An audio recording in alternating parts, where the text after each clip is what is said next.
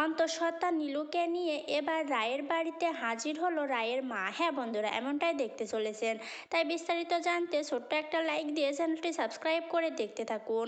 আগামী পর্বে আপনারা দেখতে পারবেন রায়ের মা দুম করে নীলুর হাত চেপে ধরে এবং বলতে থাকে, নীলু এখনই ওঠ, এখনই তৈরি হ, আমরা ওই বাড়িতে যাব।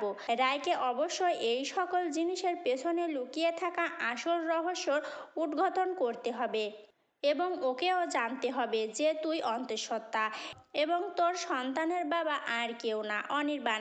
ঠিক সেই মুহূর্তে নীলু বলতে থাকে, রায় দিদিভাই এই সব কিছু জানে এবং জানা সত্ত্বেও রায় দিদিভাই আমাকে বলেছে আমি যেন কাউকে কিছু না বলি, আমি যেন মুখ না খুলি এবং তার বিনিময়ে রায় দিদিভাই বলেছে অনির্বাণদা আমাকে অনেক টাকা দেবে। ঠিক সেই মুহূর্তে রায়ের মা বলে, তাহলে তলে তলে এত কিছু ঘটে গেছে আর তুই এসব কিছুই আমাকে বলিসনি, আর তুই এই সব কিছু আমার থেকে গোপন করে গেছি কেন রে নীলু? তোর মধ্যে এত লোভ কাজ করছিল যে কয়েকটা টাকার বিনিময়ে নিজের চরিত্রটাকে একেবারে বিসর্জন দিলি।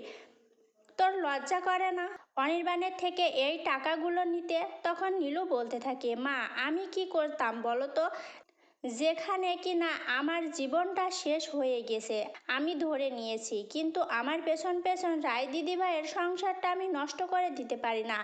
তাহলে আমি নিজেকে কোনোদিনও ক্ষমা করতে পারবো না, কারণ এ যাত্রায় আমি দিদিভাইকে প্রমিস করেছি যে আমি রায় দিদিভাইয়ের সম্পর্কর মধ্যে কোনো ফাটল ধরাবো না।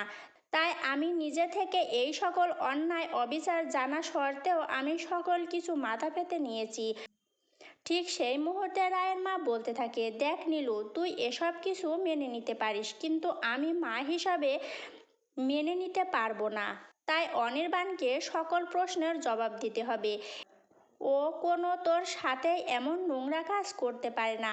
আর নীলুকে টেনে নিয়ে আসে অনির্বাণদের বাড়িতে। আর সেখানে যে রায়ের মা চিৎকার চেঁচামেচি করতে থাকে রায় ও অনির্বাণ বলে। এরপর অনির্বাণ এগিয়ে এলে রায়ের মা অনির্বাণকে কষিয়ে একটা চড় মেরে বসে এবং খুব খারাপ ব্যবহার করতে থাকে। তো বন্ধুরা, আজকের পর্বটি কেমন হলো অবশ্যই কমেন্ট করে জানাবেন। আর পরবর্তী আপডেট সবার আগে পেতে চ্যানেলটি সাবস্ক্রাইব করে সাথে থাকবেন।